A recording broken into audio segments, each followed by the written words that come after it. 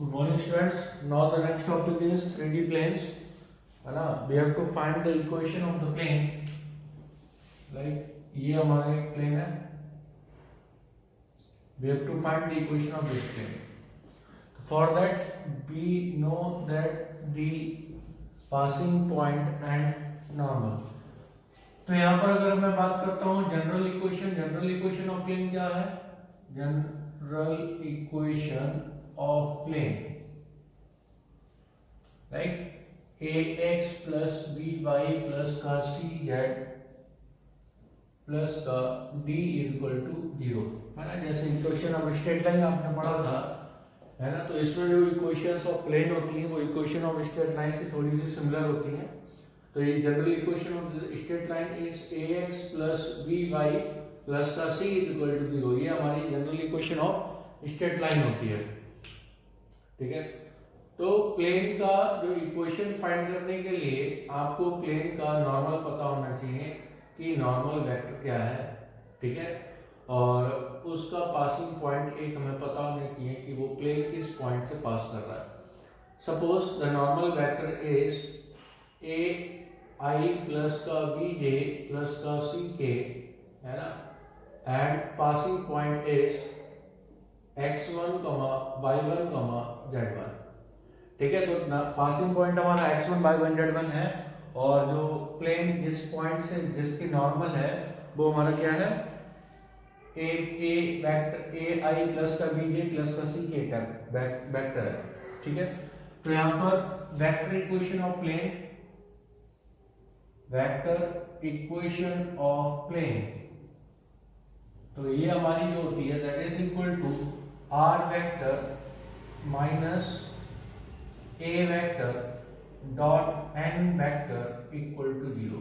और मैं ये बोलूं कि R vector dot N vector is equal to A vector dot N vector.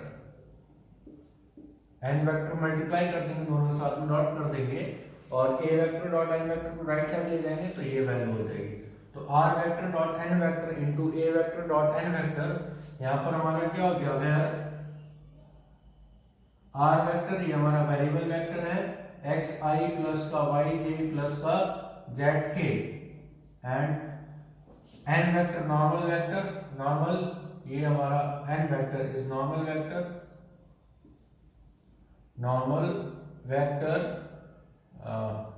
N vector is equal to A I plus का B J plus का C के है ना. पासिंग पॉइंट ए जो है position vector of passing point, तो position vector of passing point that is A vector is equal to x1 i plus y1 j plus z1 k. तो जिस तरह से हमने स्ट्रेट लाइन की वेक्टर इक्वेशन से कार्टेशियन इक्वेशन फाइंड करी थी, सिमिलरली हम इसमें वेक्टर इक्वेशन से कार्टेशियन इक्वेशन फाइंड कर लेंगे. यहाँ पर आर एन ए और एन इनकी वैल्यू मैं इसमें पुट करूंगा तो R vector dot N vector जो वैल्यू हम निकालेंगे वो आपकी हो जाएगी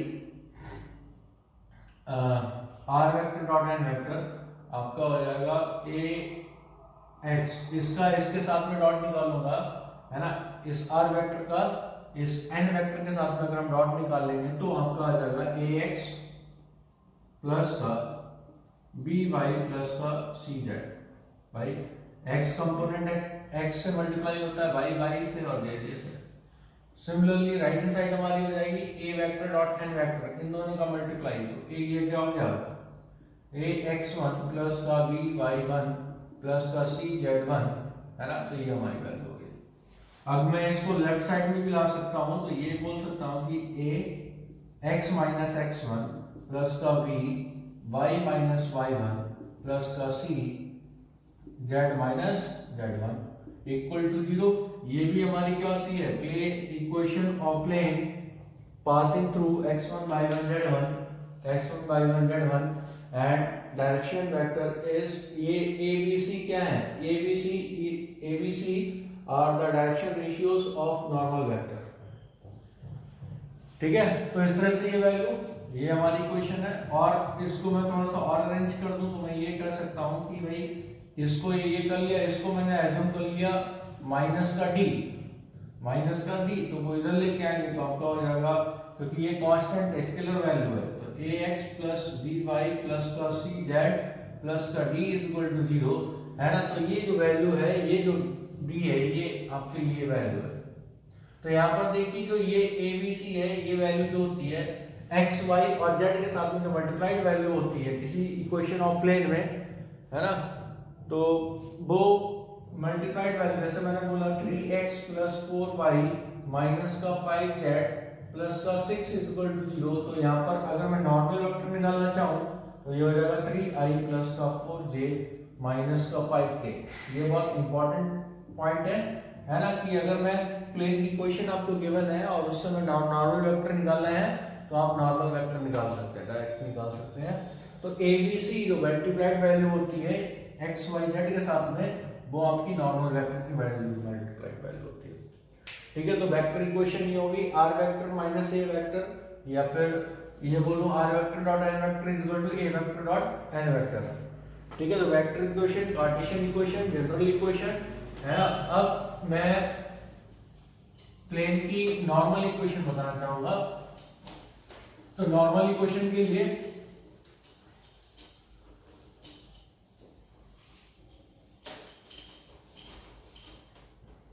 कोई प्लेन का जो आपको भी नॉर्मल, ये था normal equation, equation of plane normal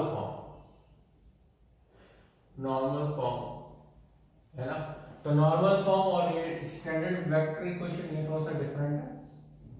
like ये हमारे एक प्लेन है ना, मैं थोड़ा सा डिफरेंट बनाना चाहूंगा। इस तरह से ये हमारा एक प्लेन है, ठीक है। ये ओरिजिन से जो डिस्टेंस है ना, ये डिस्टेंस d है, that is perpendicular distance from origin of plane, है ना। तो जैसे अभी तक क्या था कि जो नॉर्मल प्लेन था, ये हमारा प्लेन है ना, ये मुझे प्लेन की इक्वेशन निकालनी है। तो इस प्लेन की इक्वेशन निकालने के लिए इसका मुझे नॉर्मल वेक्टर पता होना चाहिए। जैसे ये जो वेक्टर काम कर रहा है, ये किसका काम कर रहा है, नॉर्मल वेक्टर का काम कर रहा है, ये मुझे पता होना चाहिए। ठीक है, अब ये जो प्लेन है, ये प्लेन क्या हो गया कि भाई प्लेन ये प्लेन निकालना है मुझे, इक्वेशन निकालनी है। तो इसकी जो डिस्टेंस है, ये d जो है, that is distance from the origin से perpendicular distance of the plane. तो ये जो परपेंडिकुलर डिस्टेंस है ना, तो यहाँ पर अगर मैं बात करता हूँ कि d is a perpendicular distance, तो यहाँ पर नॉर्मल फॉर्म जो होती है, that is r vector dot n cap is equal to d होती है, where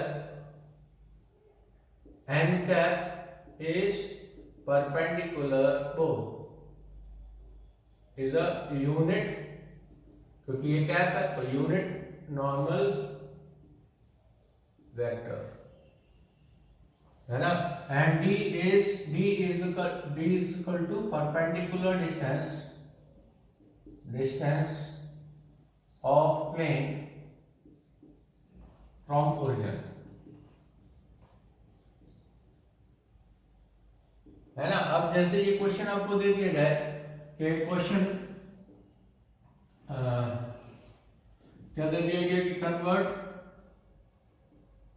कन्वर्ट 3x प्लस का 4y माइनस का 5z माइनस का 7 into is equal to 0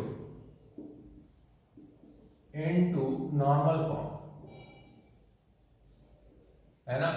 ये मुझे नॉर्मल फॉर्म फाइंड करना है। also find the distance of plane from origin ठीक है। तो फ्रॉम ओरिजिन ये में फाइंड करना है। तो यहाँ पर अगर मैं बात करता हूँ तो ये वैल्यू जो है that is equal to 3x plus का 4y माइनस का 5z इज इक्वल टू 7, है ना। तो यहाँ पर ये वैल्यू आपकी हो गई कि xi प्लस का yj प्लस का zk, है ना। इसको मैंने ये लिख दिया इनटू, है ना। तो इनटू आपका जो क्या हो गया, ये आपका 4 माइनस 5, 3i प्लस का 4j माइनस का 5k इज इक्वल टू, इस वैल्यू को लेफ्ट हैंड साइड को मैंने इस वाले फॉर्म में ब्रेक कर लिया, इज इक्वल टू 7, ये हमारा 7 के बराबर है। ठीक है, तो ये वैल्यू जो है, ये value r vector dot n vector is equal to, तो ये जो फॉर्म है r vector dot n vector is equal to k, कोई एक k मान लेते हैं, ये भी d नहीं बोलूंगा।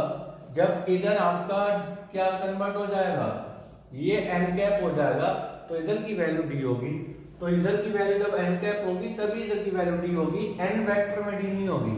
तो d कब होगी, अभी आपको बताएंगे, जब इस वैल्यू को हम इसमें कन्वर्ट कर देंगे, इसके यूनिट वेक्टर में कन्वर्ट कर देंगे। तो xi प्लस का yj प्लस का zk इनटू, अब इसका मॉडुलस कितना होगा, अंडर रूट 9 प्लस का 16 माइनस 25, 50 हो गया 5 रूट 2, तो 3i प्लस का 4j माइनस का 5k upon 5 root 2 is equal to 7 upon 5 root 2। ठीक है, तो दोनों तरफ आप 5 रूट 2 से मल्टीप्लाई कर देंगे, दो वैल्यू हमारी कन्वर्ट होगी, r vector dot n cap is equal to 7 upon 5 root 2।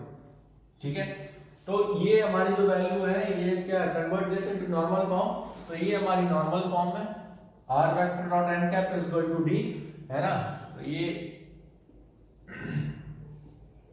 7 root 2। तो यहाँ पर अगर मैं इससे कंपेयर कर रहा हूँ कि r vector dot n cap is equal to d से कंपेयर कर रहा हूँ, तो d जो है, d क्या है, perpendicular distance from origin, origin से परपेंडिकुलर डिस्टेंस फ्रॉम ओरिजिन। ठीक है, तो इस तरह से क्वेश्चन को क्या होगा कि भाई हमारा ओरिजिन से परपेंडिकुलर डिस्टेंस निकालनी है और नॉर्मल फॉर्म को कन्वर्ट करना है, और दो प्लेन दे रखा होते हैं, जिसमें आपको और था कि आपको दो प्लेन दे रखे होते हैं और आपको बोला जाता कि कौन सा प्लेन नियरेस्ट है टू द ओरिजिन, ओरिजिन के पास में कौन सा प्लेन है ना, तो आपको क्या करना पड़ता है कि दोनों प्लेन की नॉर्मल लेंथ निकालो, है ना, नॉर्मल लेंथ निकालकर आपको देखना है कि ओरिजिन से कितने डिस्टेंस पर है। इसी तरह से आपको कोई प्लेन है, ये देखा है, ठीक है, तो इस प्लेन की इक्वेशन निकालनी है जो हमारे एक्सिस को ए लेंथ पर, बी लेंथ पर और सी लेंथ पर कट कर रहा है। जैसे हमने लास्ट ईयर पढ़ा था कि स्ट्रेट लाइन की इक्वेशन जो ए और बी इंटरसेक्ट करती है ऑन एक्सिस, तो ये इक्वेशन थी x अपॉन ए प्लस का y upon B plus is equal to 1, है ना। तो यहाँ पर ये आपका आ जाएगा इक्वेशन ऑफ प्लेन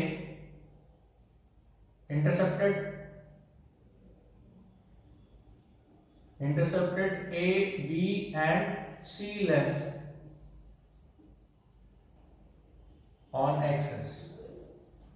ठीक है, तो ये हमारा एक्सिस पर A B C unit length intercept कर रहा है, तो ये जो पासिंग पॉइंट हो जाएगा, ये हो जाएगा a, 0, and 0, b, 0 and 0, c, है ना। तो ये आपकी जो प्लेन की इक्वेशन होगी, equation of plane that is intercept form, that is x upon a plus y upon b plus का z upon c is equal to 1, है ना। तो यहाँ पर अगर मैं बात करता हूँ कि ये इंटरसेप्ट फॉर्म की इक्वेशन, तो इस तरह से ये इंटरसेप्ट फॉर्म की इक्वेशन हो गई। अब यहीं पे अगर 3 पॉइंट इक्वेशन हो कि प्लेन जो है 3 पॉइंट से पास करता हुआ जा रहा है ना, जैसे 3 पॉइंट इक्वेशन क्या हो गई, जैसे ये 3 पॉइंट है ना, इनसे पास करता हुआ प्लेन जो जाएगा तो वो ये वाला प्लेन होगा। इस प्लेन की इक्वेशन मुझे फाइंड करनी है, तो 3 point x1 y1 z1 x2 y2 z2 and x3 y3 z3, 3 point equation. तो इसकी 3 point equation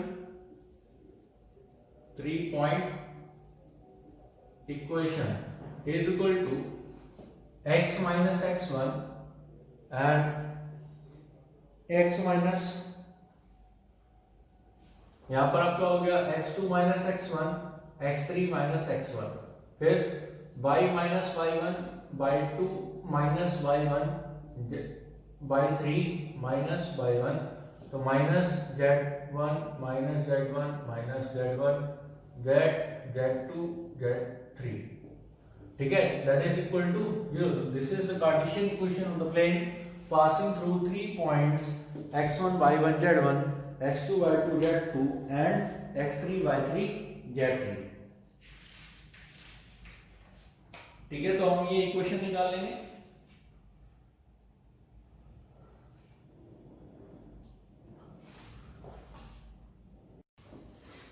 Now we have to find the equation of plane which bisect perpendicularly the line joining the point this and this at right angle. है ना, ये question कहना क्या चाह रहा है ये समझना बहुत जरूरी है कि जैसे ये एक प्लेन है, ठीक है, इस प्लेन को परपेंडिकुलरली बाइसेक्ट कर रहा हो, तो मतलब ये पॉइंट ए है, ये पॉइंट बी है, ये पॉइंट ए है और ये पॉइंट बी है. मुझे इस प्लेन की इक्वेशन निकालनी है. परपेंडिकुलरली बाइसेक्ट करना है, दैट मीन्स क्या हो गया कि ए और बी का जो मिड पॉइंट होगा ये जो प्लेन, ये प्लेन पर होगा, ये ए है ये बी है, मिड पॉइंट प्लेन पर होगा, है ना. तो मिड पॉइंट हम निकाल लेंगे, ठीक है. और ए बी वेक्टर जो होगा वो किसका काम करेगा, वो नॉर्मल वेक्टर का काम करेगा, क्योंकि मुझे इक्वेशन ऑफ प्लेन फाइंड करने के लिए आपको क्या करना है, सिर्फ दो चीजें चाहिए होती हैं, एक पासिंग पॉइंट और एक नॉर्मल वेक्टर. ठीक है, तो नॉर्मल वेक्टर ये हमारा नॉर्मल वेक्टर का काम करेगा. भाई नॉर्मल क्या होगा, प्लेन के नॉर्मल वेक्टर होना चाहिए, परपेंडिकुलर होना चाहिए, है ना. तो यहाँ पर आपका हो गया कि पासिंग पॉइंट, तो यहाँ पर ये हमारा क्या है, कोई प्लेन है और यहाँ पर इस तरह से ये ऊपर है और नीचे एक तरफ का पोर्शन डॉटेड दिखाते हैं और एक तरफ का पोर्शन पूरी लाइन में दिखाते हैं, कंप्लीट लाइन में.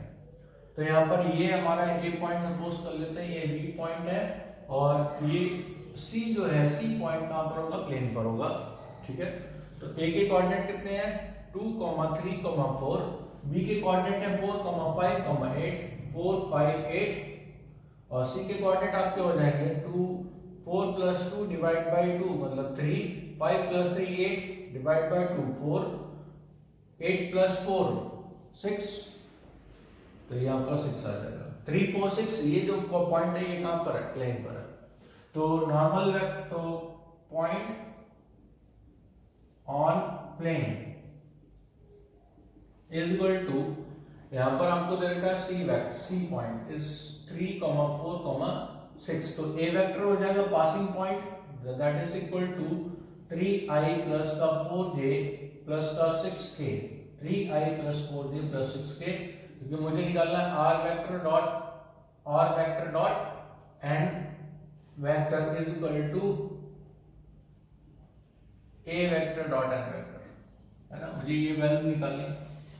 अब यहाँ पर a वेक्टर मुझे पता चल गया, n वेक्टर क्या हो जाएगा, normal vector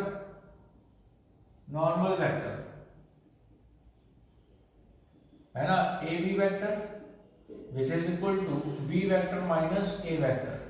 A B vector हम निकाल लेंगे, तो यहाँ पर कितना आ जाएगा भाई, ये वेक्टर जो है ये प्लेन के परपेंडिकुलर ही है, आपको क्लियरली बोला गया ये परपेंडिकुलर बाइसेक्ट कर रहा है. ठीक है, तो A B vector normal vector का काम करेगा, ये एन वेक्टर का काम करेगा.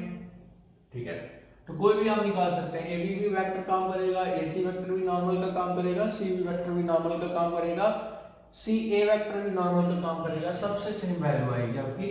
तो यहाँ से वैल्यू आपकी क्या हो गई, b vector minus a vector that is 4i + 5j + 8k minus 2i + 3j + 4k. ठीक है, तो वैल्यू हमने सेपरेट कर दी, तो वैल्यू आपकी आ गई 2i + 2j + 4k, है ना. तो ये हमारी क्या आ गई, नॉर्मल वेक्टर की वैल्यू निकल के आ गई. अब मुझे क्या निकालना है, इक्वेशन ऑफ प्लेन. तो r vector dot n vector is equal to a vector dot n vector. तो r वेक्टर कितना होता है हमारा, ये r vector dot n vector की वैल्यू पुट कर देंगे हम, 2i + 2j + 4k is equal to a vector dot n vector. तो a वेक्टर हमारा पासिंग पॉइंट है, ये 3i + 4j + 6k and dot 2i + 2j plus का 4k। ठीक है, तो ये वैल्यू थोड़ा सिंप्लीफाई कर लेंगे, तो यहाँ पर आपकी वैल्यू हो जाएगी R vector dot 2i plus का 2j प्लस का 4k, है ना। मैं 2 कॉमन भी ले सकता हूँ, तो i j, यहाँ पर बचेगा 2k, मैंने 2 कॉमन ले लिया, है ना। ये अब यहाँ पर जो मल्टीप्लाई करेंगे तो 3 6 हो गया, 8 हो गया, प्लस 6 प्लस 8 प्लस 24 तो 38 हो गया। 38 को हटा देंगे हम, ठीक है। 38 को हटाया तो यहाँ पर 19 इंटू 2, ये 2 से 2 कैंसिल आउट हो जाएगा, तो ये हमारी इक्वेशन आ गई R vector dot i plus j plus 2k is equal to 19, है ना। यही आपको कार्टेशियन, ये वेक्टर इक्वेशन है, कार्टेशियन इक्वेशन निकालनी है, तो कार्टेशियन इक्वेशन के लिए x y z की वैल्यू से रिप्लेस कर दीजिए। तो यहाँ पर वैल्यू आपकी क्या आ जाएगी, आर वेक्टर की जगह पर वेरिएबल वेक्टर पुट करना है, एक्स आई प्लस का वाई जे प्लस का जेड के डॉट आई प्लस का जे प्लस का 2k, है ना, इज इक्वल टू 19। तो दोनों को मल्टीप्लाई करेंगे तो यहाँ पर हमारी आ जाएगी x प्लस वाई प्लस का 2z इज इक्वल टू 19। ठीक है, तो ये हमारी क्या हो गई, वेक्टर इक्वेशन हो गई, वो कार्टेशियन इक्वेशन हो गई, ये हमारी वेक्टर इक्वेशन हो गई। तो आपको बस इतना याद रखना है कि हमें इक्वेशन फाइंड करने के लिए परपेंडिकुलर पॉइंट वेक्टर चाहिए और पासिंग पॉइंट चाहिए, तो उस तरह से हम इक्वेशन फाइंड कर लेंगे। और इंटरसेप्ट फॉर्म वो भी आपको पता है, बाकी जो फॉर्म है वो भी आपको पता है कौन कौन से, तो उस तरह से जितने भी फॉर्म्स के क्वेश्चन है वो आपको करना है। Thank you.